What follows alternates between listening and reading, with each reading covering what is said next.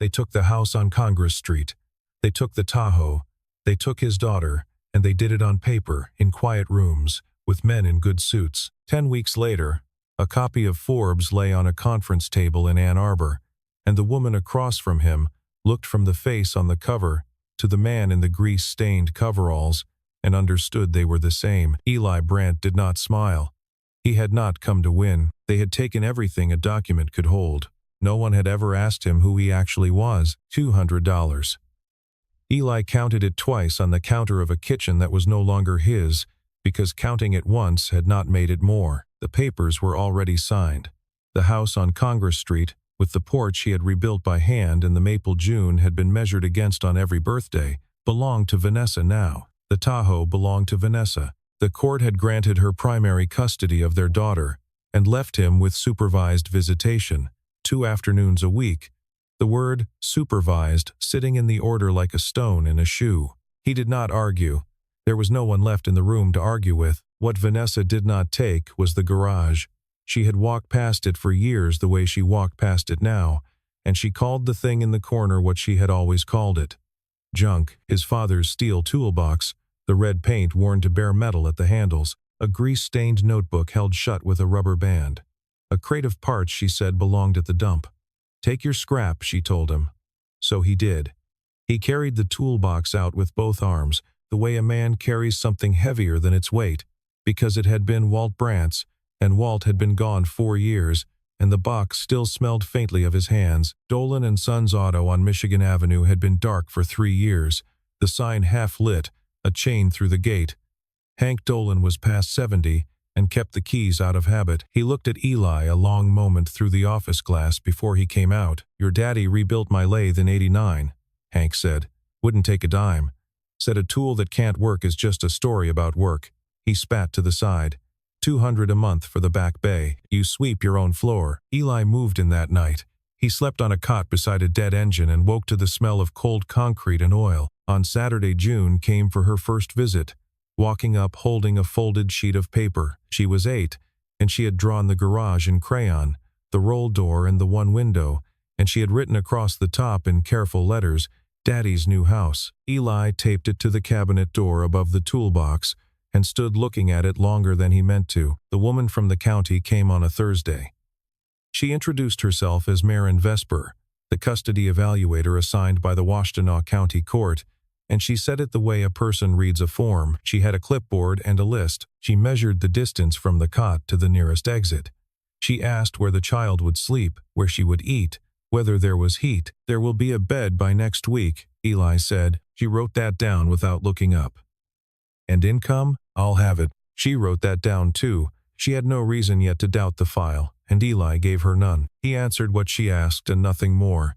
And when she left, he went back to the engine, and the door rolled closed on its slow chain behind her. She came back on the following Thursday, 20 minutes early, and found the roll door up and June there, perched on an overturned bucket while her father showed her how a cooling fan turned. The bay was warmer than it had been. Someone had run a salvaged space heater off a fresh outlet, and there was a child's quilt folded on the cot, and a second cot beside it now, narrow and made up with care. Maren set her bag down and began the walkthrough she was paid to do, the outlets, the exits, the smoke detector that had not been there last week and was there now. At the workbench, she lifted June's drawing to look behind it, the way she had learned to look behind everything, and under it lay the notebook with the rubber band, and under that a single sheet in a clear plastic sleeve.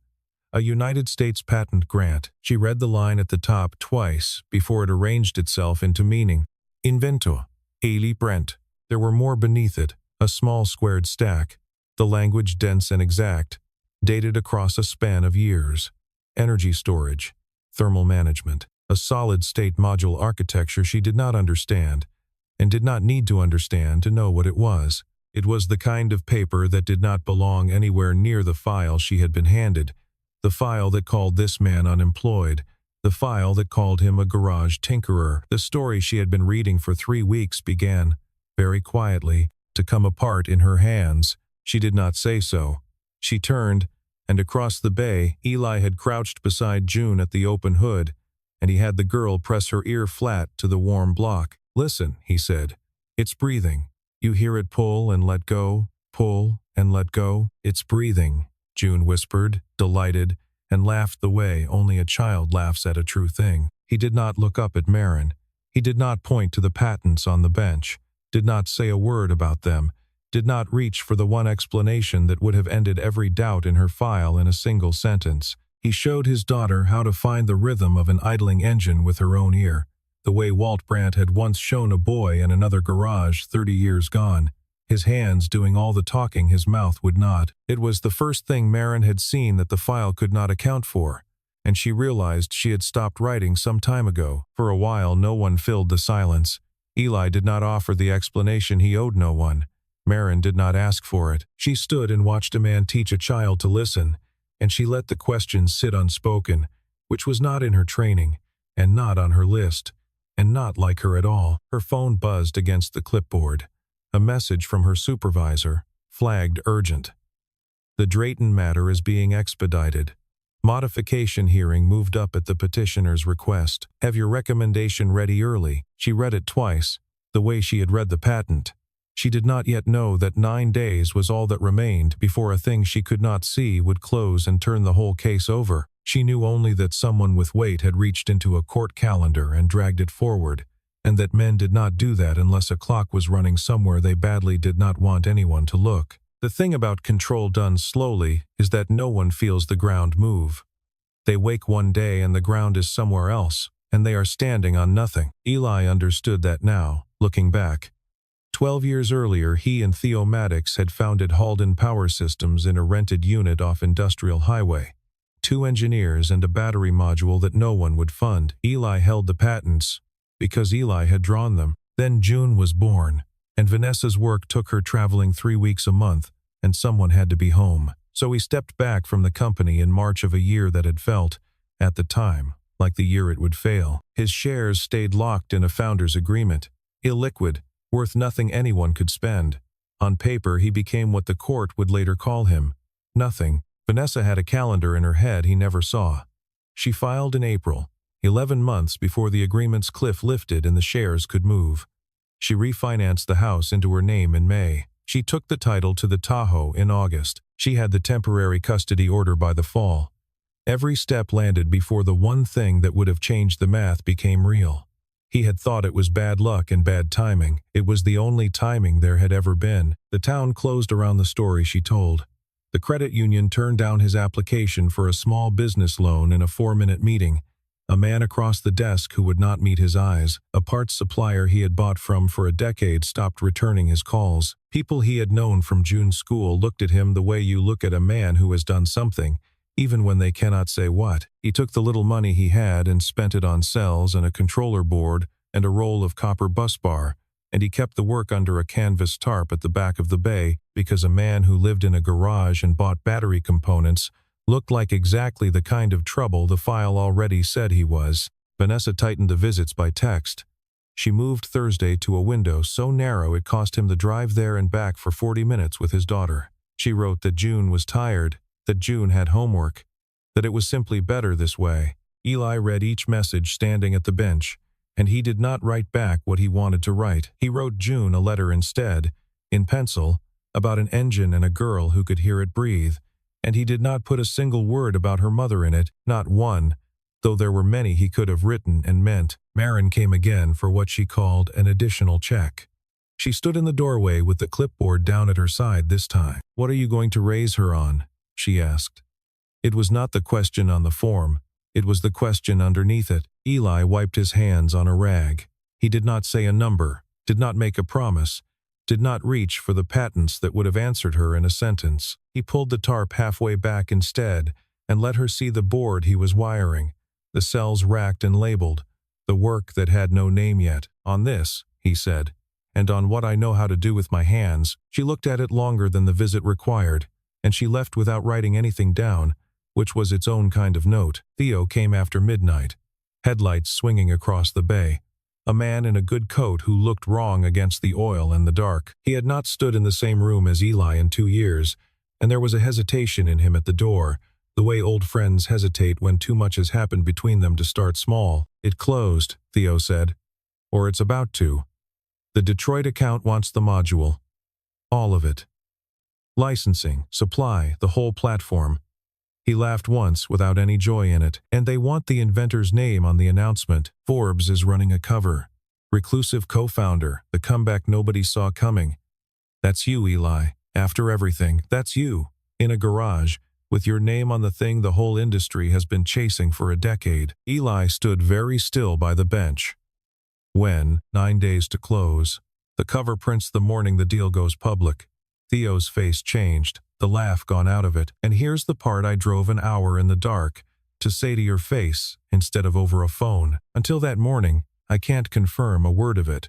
The non-disclosure is airtight. If I verify your stake, the valuation, any piece of it before the announcement, the buyer has the right to walk, and the whole thing dies, and 12 years of both our lives die with it. He spread his hands, empty. I came because you should hear it from a friend. I came because there is nothing else I'm allowed to do. Not yet. Maybe not in time. Eli understood what Theo was telling him, and he understood the thing underneath it, the way he had learned to hear the thing underneath an engine. There was a custody hearing coming, and one sentence from him about what he was actually worth would change how the court saw him in a single afternoon. He could have his daughter back inside a week. All it would cost was the deal Theo had bled 12 years to build, and the friend standing in front of him, and the quiet truth of his work turned into a blade he swung to win. Then we don't say it, Eli said. Theo looked at him for a long moment. You could lose her waiting. You understand that. You could do the honorable thing and lose your kid for it. I could lose her any number of ways, Eli said. That's not one I'd be able to live beside afterward. Marin had come back for a folder she had left on the bench, and she stood at the edge of the gravel lot and saw a man in a good coat leave a garage at 1 a.m, saw the way the two of them gripped hands at the door, a grip that meant something old and something hard. She saw that there was a story here far larger than the bay it was happening inside.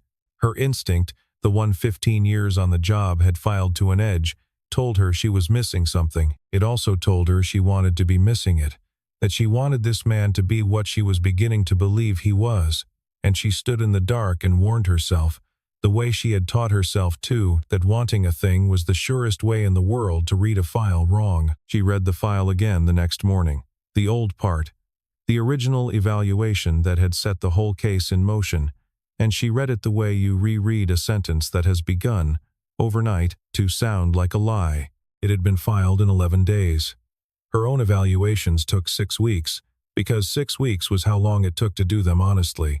2 mandatory parent interviews were marked complete with no notes attached to either. The home study had no photographs when the form required photographs. The collateral contacts, the teacher, the doctor, the neighbor, were listed as not reached, all of them, on the first attempt, and never tried again. It was the work of someone moving fast on purpose, and Marin had been doing this long enough to know that fast on purpose meant someone had wanted it done before anyone careful had the chance to look. She drove to the house on Congress Street and sat with Vanessa at the kitchen table, professional, even, asking the questions she was required to ask in the order she was required to ask them. Vanessa answered them smoothly, the way a practiced host answers questions, until Marin asked why the first evaluation had skipped the interviews and the photographs, and then the smoothness went thin as ice over moving water. I wouldn't know how the county handles its own paperwork, Vanessa said.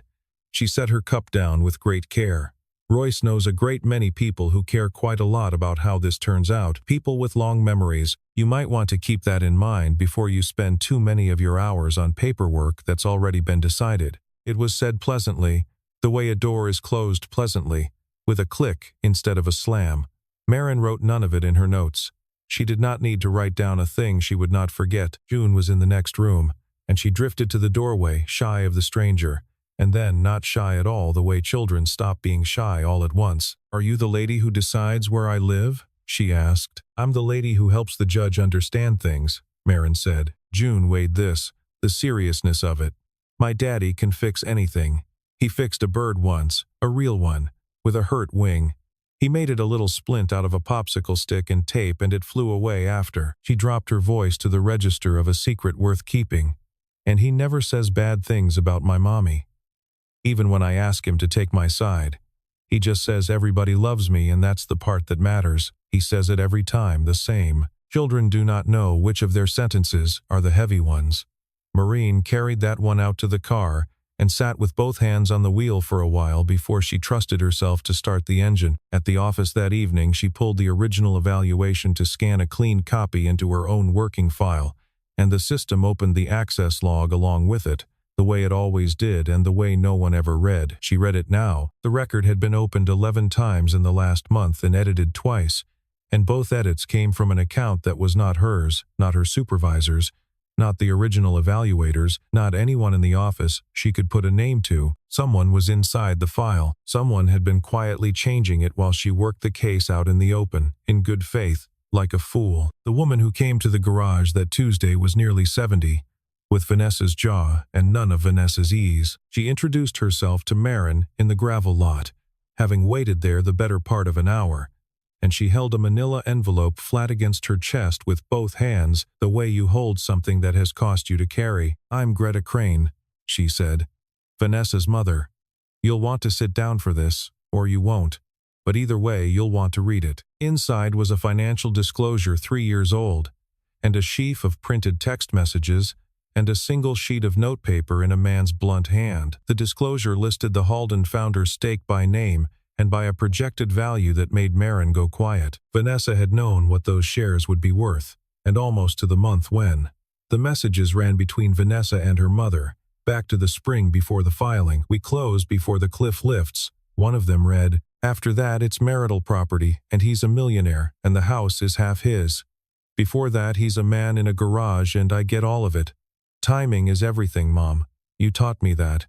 The last sheet was the worst of them. Royce Drayton held the development note on the prior evaluator's failing practice. A balloon payment coming due that the man had no way on earth to make, and the note in Royce's hand made plain, in fewer words than it should have taken, exactly what the man would do to keep his lights on. "File it fast. Keep it light on detail. We'll handle the rest from here." "She is my daughter," Greta said, and her voice did not break so much as go flat, the way a road goes flat before a long descent, "and I have watched her hand a good man's child to a man who buys the favor of judges and calls the buying of it winning. I cannot forgive that.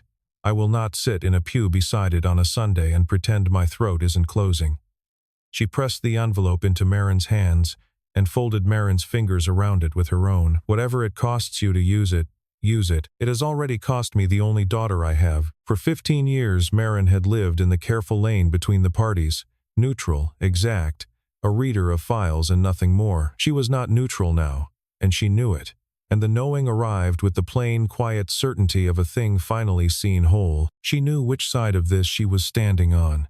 She also knew, just as plainly, what standing there might do to a career built entirely on the discipline of never standing anywhere. She drove to the garage to tell Eli, and it was not an official visit, and they both understood that the moment she stepped through the door, he poured 2 cups of coffee that neither of them drank. They sat on 2 stools at the bench while it went cold between them, the steam thinning and then gone, and for a long while no one said a word, and the silence was not empty. It was a line, drawn somewhere neither of them could point to, and the line had begun to move, and neither of them was willing yet to be the one who named it out loud. Royce Drayton did not raise his voice either. That was the family resemblance Greta had not thought to mention. The motion came through the proper channels, the way such things always do, dressed in the proper clothes. A formal request that the evaluator be removed from the matter for conflict of interest, citing her unscheduled visits, her contact with members of the petitioner's family, and what the filing called, in a phrase chosen by someone who was paid well to choose phrases, her evident personal investment in the respondent. It was signed by a firm that did a great deal of comfortable work for Drayton Development. Clipped to the back of it, helpfully, almost as an afterthought, was a single line reminding the county that the evaluator's office ran on a service contract that came up for its renewal in the spring. It was a threat with the manners of a memo. "Step back, or the spring will not be kind to you."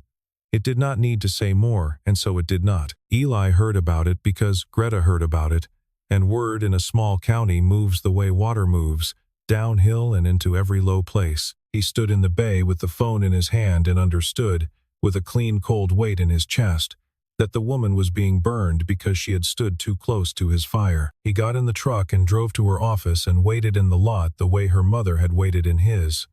Because some debts you pay in the same currency they were lent. Step back, he said when she came out into the gray afternoon. Recuse yourself. Tell them whatever they want to hear and let it go. I'll find another way to fight this. I always find another way. I am not going to be the reason they take your work from you. You've given 30 years to it. I won't be the bill that comes due. Marin looked at him for a moment that ran a full beat too long to be only professional. You've spent this entire case putting other people's roofs up over your own head, she said. Your friend's deal, your daughter's name kept out of your mouth even when saying it would have won you the whole thing. And now mine. She shook her head, slow and certain.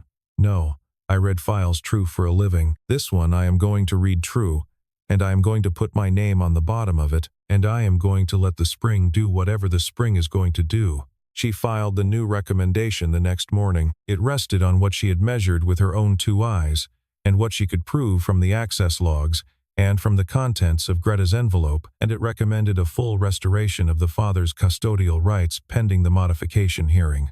She signed it knowing exactly what it might cost her, and she signed it anyway, and her hand did not shake. That weekend, Eli fixed her bicycle.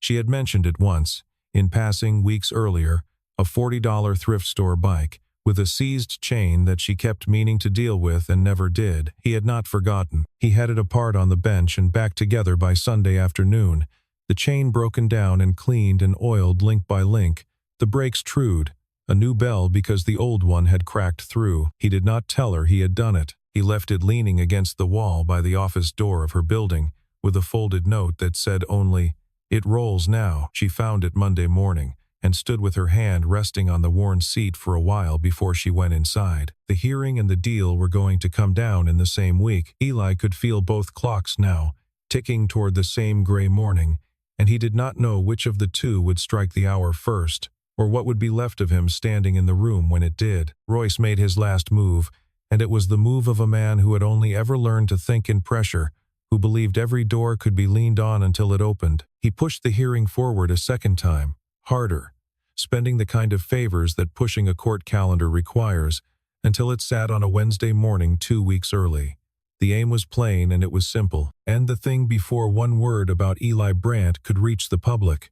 Close the case while the file still said nothing, while the man was still only a man in a garage with a cot and a tarp. He did not know, because he had never thought to ask the right question about the man he was crushing, that he had just scheduled the hearing for the exact morning the rest of the country would learn who that man was. The night before, Eli was not thinking about Royce, or the calendar, or the file. He was thinking about the board under the tarp, the work finally finished, every cell wired and every connection checked twice, and about June beside him on the overturned bucket in her winter coat, because the bay held the cold at night. "You want to start it?" he asked her. She looked at him the way a child looks at a parent who has just handed her the moon and told her it was hers to keep. He showed her the switch, a small black toggle on the corner of the board, and she set her small thumb on it, and she looked up at him once to be sure, and he nodded, and she pressed it. The controller woke.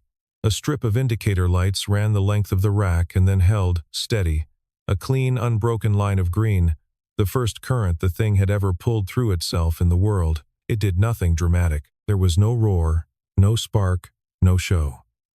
It simply worked, quietly and completely, which was the only thing Eli Brandt had ever wanted any of it to do, in 12 years of wanting. "You did it, Daddy," June breathed. "We did it," he said, and he held the moment the way he held her drawings to the cabinet, gently, with both hands. Somewhere it would not blow away. Across town, a phone rang in the hand of a Forbes editor, and a press somewhere confirmed a run, and the cover with Eli's face on it locked for the morning, no longer changeable by anyone. The anonymous engineer behind Halden's quiet billion-dollar comeback was about to have a name printed on newsstands and lit on screens in every state in the country, 9 days after a deal began to close, and there was no clock left anywhere that Royce Drayton's money could reach. The courtroom in the Washtenaw County building was small and overbright, and the story Royce and Vanessa's lawyer told inside it was the same old story, polished smooth from the telling.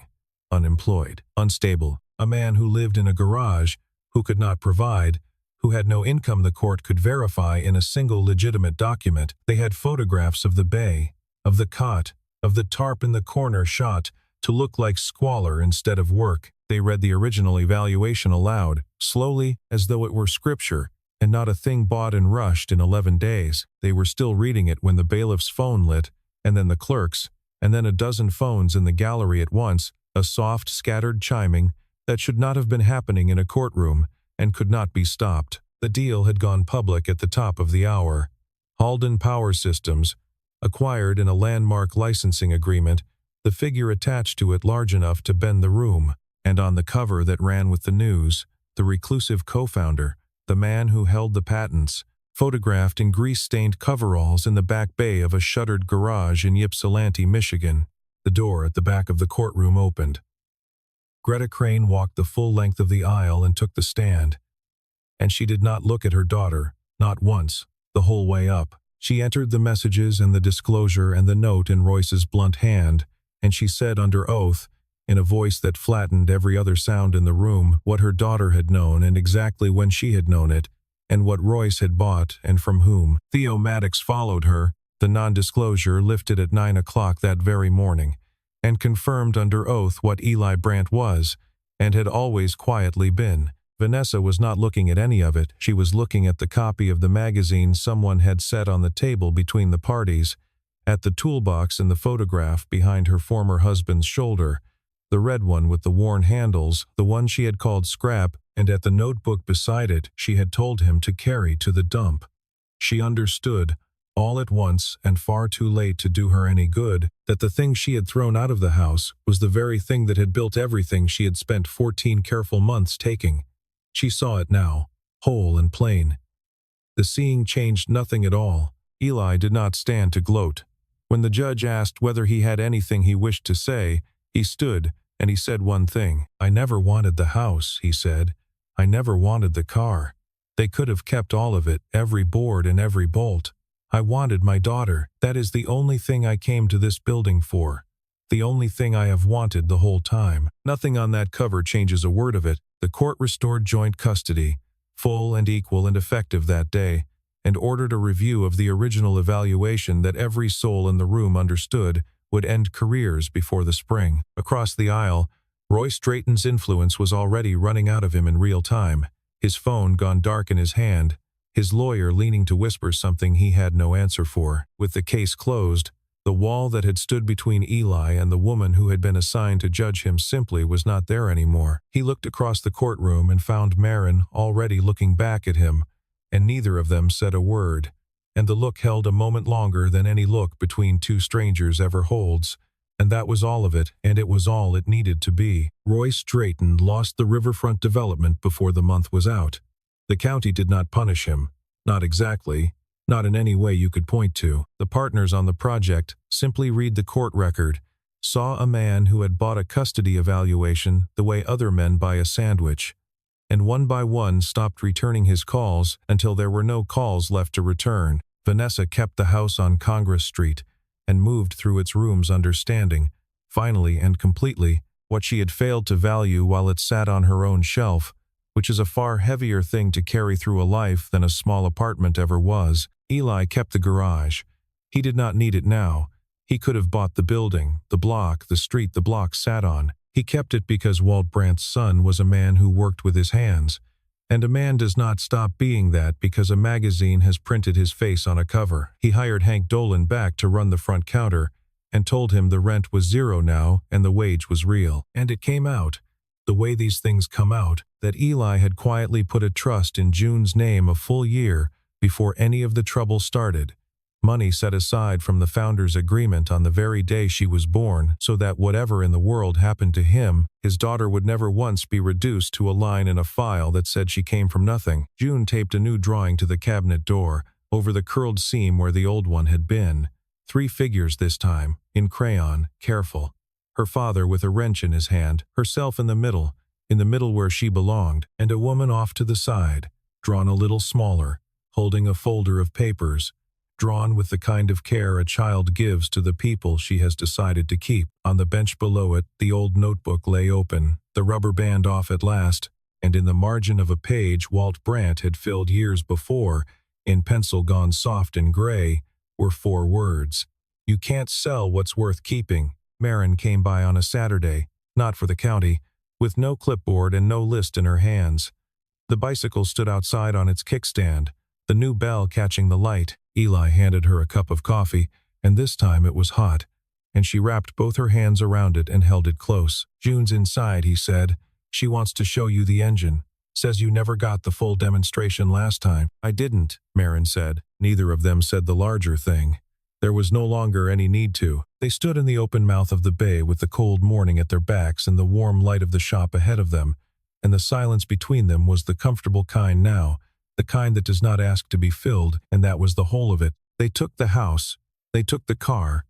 They took his daughter, for a while, with paper and good suits, and a man who could be bought by the foot. But the thing that mattered the most had never once been written on any document, which is precisely the reason no one had ever been able to take it. It had been in his hands the entire time, and in a red toolbox, and in a girl who could press her ear to an engine and hear it breathe. He had only ever been waiting for the right person to look past the file and see it. Here is the question, and it is one that is going to split the room. If someone spent a year taking everything you had, and then stood by and watched you rebuild all of it from $200 and a box they had called scrap, would you ever let them back into your life, or would you let them sit alone with what they built? Tell me below. I read every single one. If this story moved you, subscribe, and I will see you in the next one. This story is a work of fiction. The names, the characters, the places, and the events are entirely imagined, and no real person is depicted or referenced. The emotions inside it, and the legal realities beneath it, are not invented. Coercive control inside a marriage, the quiet restructuring of assets before a divorce, and custody fought on the narrow ground of who looks stable on paper happen in courtrooms in every state, every single year, to people who never saw it coming. If you or someone you love is facing a divorce or a custody dispute, please speak with a family law attorney about your rights to marital property and to your children. Free legal information is available through resources such as womanslaw.org. Knowing what is yours is not optional. It is how you keep it.